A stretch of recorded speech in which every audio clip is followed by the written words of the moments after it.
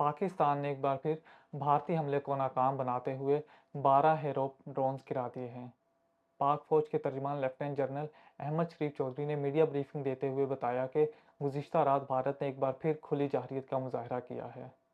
पाकिस्तान की मुसल्लह फ़ौज ने भारत की तरफ से भेजे गए 12 हेरोप ड्रोन्स को मार गिराया है। लाहौर में ड्रोन हमले में पाक फौज के 4 जवान जबकि म्यानों में एक शहरी जाँ बहक और एक जख्मी हुआ है। आईएसपीआर के तर्जमान ने मीडिया ब्रीफिंग में बताया कि गुज़िश्ता रात भारत ने एक बार फिर खुली जरहियत करते हुए पाकिस्तान की फ़िज़ाई हदूद की खिलाफ वर्जी की है। पाकिस्तान के मुख्तलिफ शहरों में भारत की तरफ से भेजे गए 12 हेरोप ड्रोन्स को पाकिस्तानी अफवाज ने मार गिराया है। उनका कहना था कि अफसोस है कि एक भारतीय ड्रोन लाहौर में फ़ौजी तनसीब को निशाना बनाने में कामयाब हुआ है, जिसके नतीजे में 4 फ़ौजी जवान जख्मी हुए हैं। लेफ्टिनेंट जनरल अहमद शरीफ चौधरी ने कहा कि अक़वाम आलम देख रहे हैं कि किस तरह भारत न सिर्फ खित्ते बल्कि पूरी दुनिया के अमन को ख़तरे में डाल रहा है।